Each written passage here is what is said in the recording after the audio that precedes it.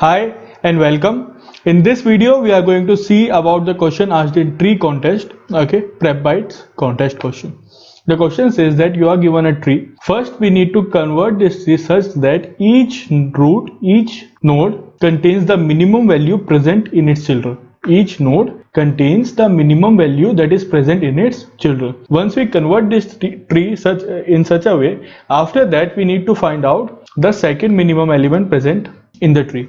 Fine. And finally we need to print it in a level order format. Okay, so there are three steps. First is converting this tree such that each root of any subtree has the minimum value present in that particular subtree. Okay, second is nothing but finding the second minimum element present in the tree, and third is simply printing the tree in level order format. Okay, fine. So let's begin with this question step by step. First, see how we will convert this tree into root min tree.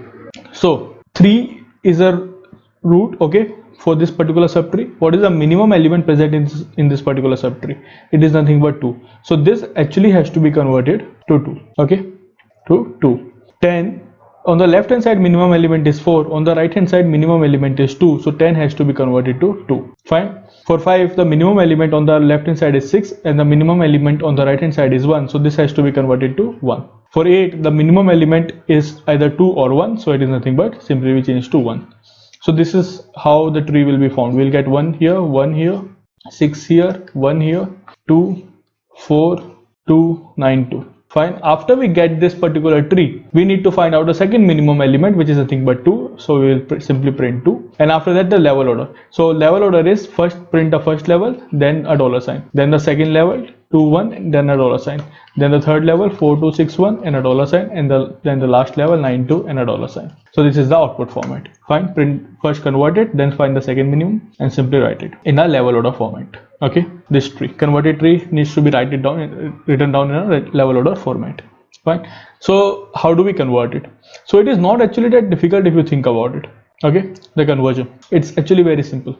So what we have to do is simply we have to find the minimum element present on the left hand side and the minimum element present on the right hand side. That is what we have to do. Fine. So let's say that we are on our root. Fine. I call let's say it is a root min function. I call the root min function for the root dot left. So I went to the left subtree. Okay, now this is my root that is pointing, the root variable is pointing to. Fine. Now again for this I have to call the left side, so again the left side will be called. Now here when I reach here, there is no left side, there is no right side, so I can simply return whatever the value of 4 is. So for 10 the left variable will store 4. Correct. Similarly for 10 we can go to the right side now, because left side is over, we can go to the right side. So when we go to the right side, we call again the root min function, let's say, and we pass the right hand side of the root. So for 10 we got 4, now we are calling for the right hand side. Fine. So once we call for the right hand side, now this is my particular root. Okay, so first obviously it will check whether it is leaf or not. It is not leaf, so we will call its left hand side. Fine. So we call again its left hand side like this. Okay, when we call it left hand side, it will be called to 9. Now 9 is a leaf node, so simply 9 will be returned. So L value for 3 will be nothing but 9, and R value for 3 on the right hand side will be nothing but 2. Now this value will be updated, that is, now I'm pointing to root dot value will be updated to minimum of the current value that you are having, root value, or minimum of the left hand on the right hand side's value. So minimum of 3, 9, 2, whichever the element is minimum. So the minimum element here is 2, so this root value will be updated to 2 and it will simply return the root value. So from the right hand side 10 got 4, from the left hand side 10 will get 2. Fine. And the same process again. So root value 10, 4, 2, which is minimum, 2 is minimum, so it will be updated to 2 and it will be returned.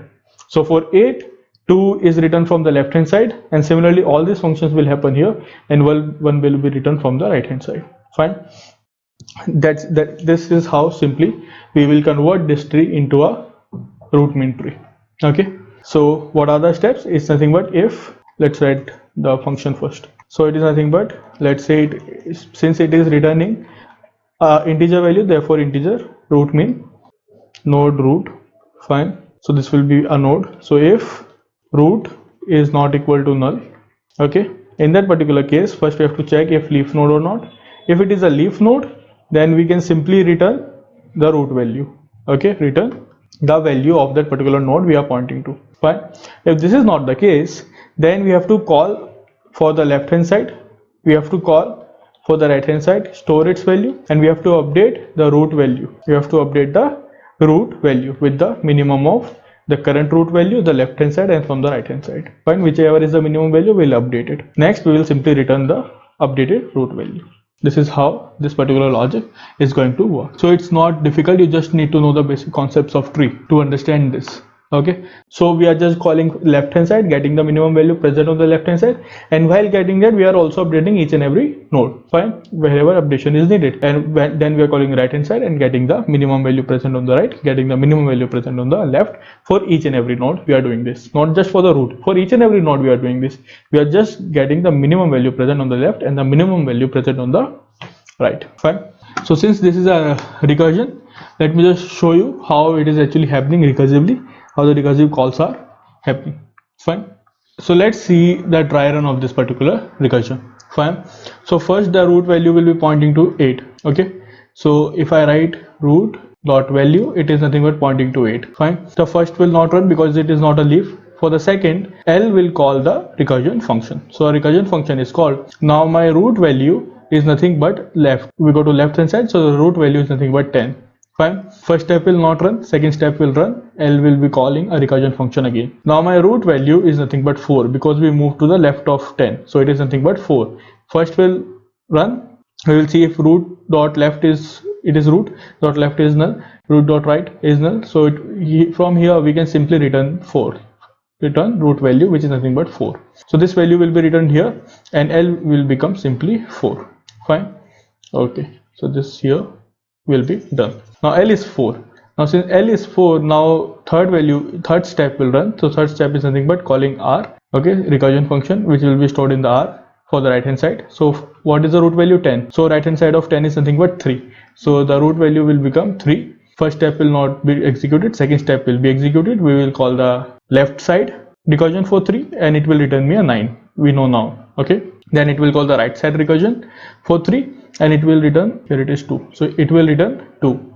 Fine. Now once we got left and right, so now the fourth step will simply run and this root value will be updated to minimum of all these three values, 2, 9 and 3. So what is the minimum? 2 is minimum, so therefore 3 will be converted to 2 and fifth step will run. We will simply return the root value which is nothing but 2. Okay, so 2 is returned from this particular step, so it will go to its calling function, so R value will become 2.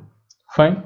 Now since R value has become 2, L value is 4 and root value is 10, so now we have all the three values. So fourth step will run and the fourth step says simply that whatever is the minimum for all of these three values will become the root value. So 2, 4 and 10, so 2 will simply become the root value now. Okay, and 2 will be returned. So L here, this 2 will be returned. Here 2 will be updated here and it will be returned. So L will become 2 for root value equals to 8. Similarly, now for this 8 left value is returned, so we will go to the right value and we will simply get 1 from this position after all this process takes place. Fine.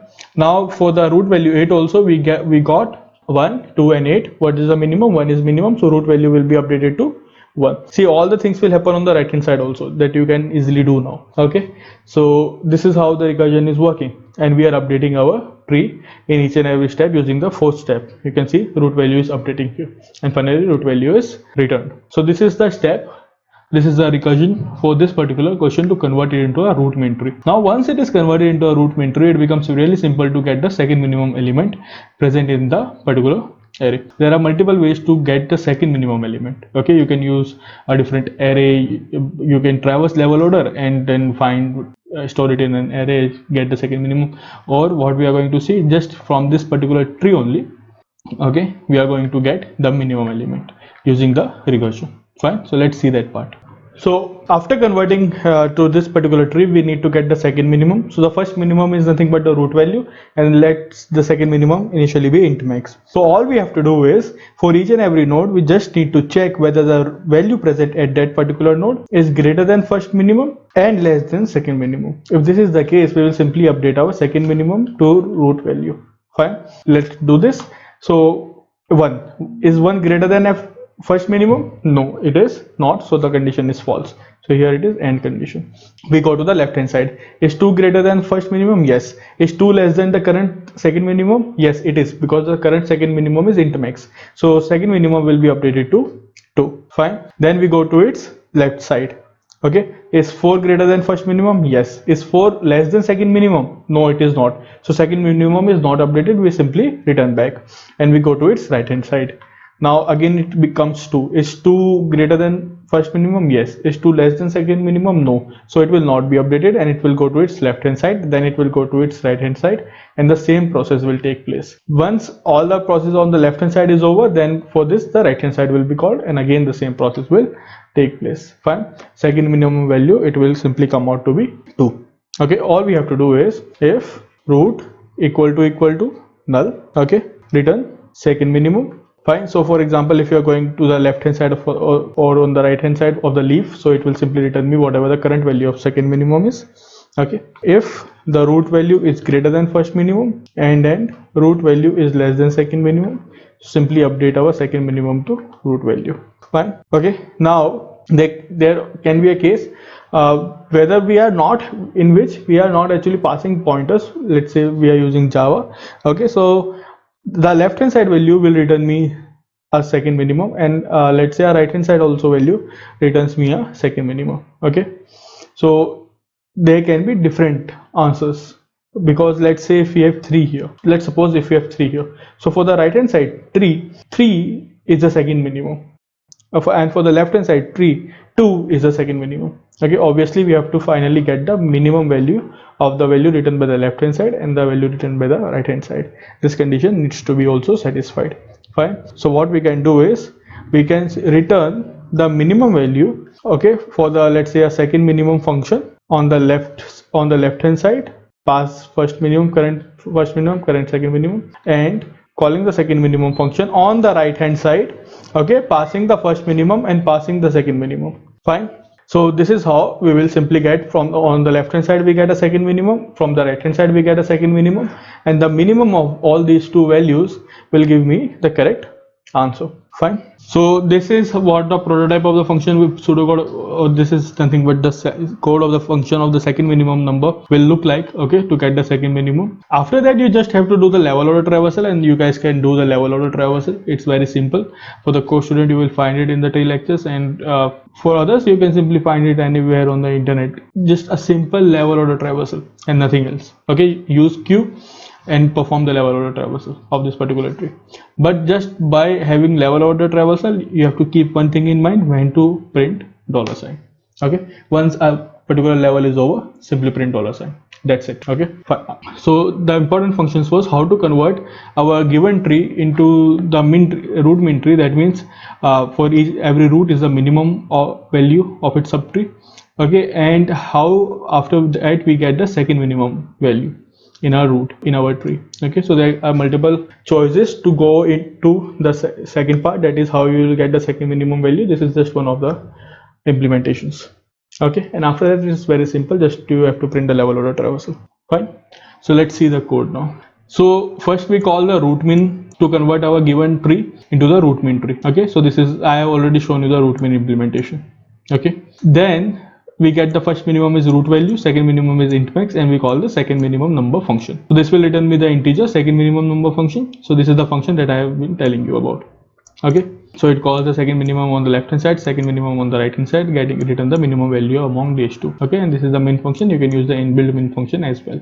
Other than that, it is nothing but a simple level order traversal. As you can see here, what we are different here is we are also printing a $sign once a particular level is over. Nothing else. This is the only extra step in our level order traversal. Okay, we have to print a $sign. Fine. So this is the implementation for this particular question. Thank you.